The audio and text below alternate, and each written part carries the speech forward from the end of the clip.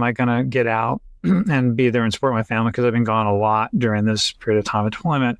Or am I going to stay active duty and say goodbye to my family for 6 months out of every year? And that was a really, really hard choice because I really loved what I did.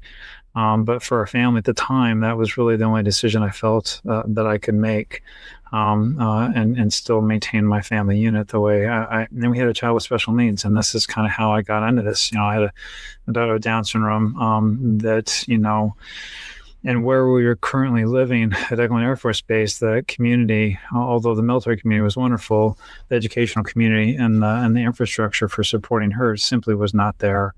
And so the challenge for me was, how do I merge these two things that I saw myself as, a dad, a surgeon, and a Air Force officer, and I had to choose. And it took me a long time to recover from that because it was such a sentiment, to sign that I was resigning my commission. To me, it was like, how do I sign that? Like, that's just part of who I am.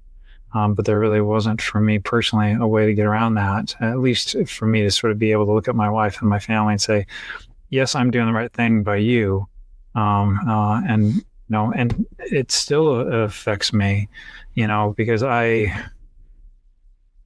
this is hard. I don't talk about this a lot. My family is all military. And so on Memorial Day and Veterans Day, when you're in church and they ask for all the active duty people to stand up, I always struggle with that because I don't feel like I served the way I could have. I wasn't on the lines and I wasn't doing my thing, and I resigned my commission when I got out, which is, I know is psychological babble, but the truth is it's still, to this day, hard for me to see myself as that person, because I do feel like I could have done more. And you can't turn back the clock. And I'm very grateful for my family, and we can talk about that for hours.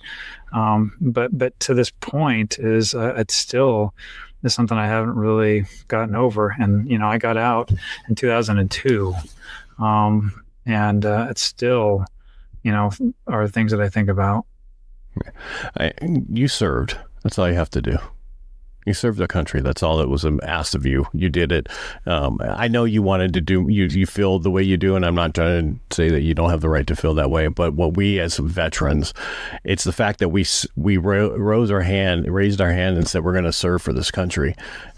I signed online. I don't know how officers do it, but we had to sign online saying, take our life for 4 years and then, and give it back to me after 2 years of inactive reserve or whatever.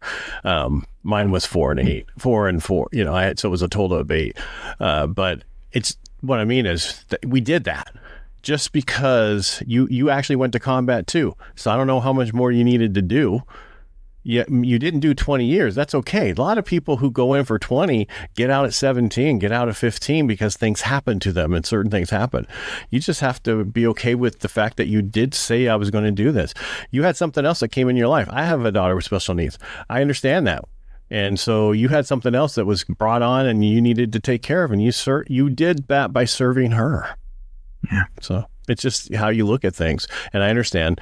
I don't know if you can tell me to shut up anytime you want. But I'm just thinking you need to look at the fact that what came in your life changed who you were, and you had to step up for that, just like you stepped up for the military. So no, that's what I hear, and that's what I see. So I don't know if that helps you at all. No, it does. And that's, when we talk about family and stuff, I think the thing that's really changed my perspective, and we can all say this, that there are days when you look in the mirror and you don't always like who you are.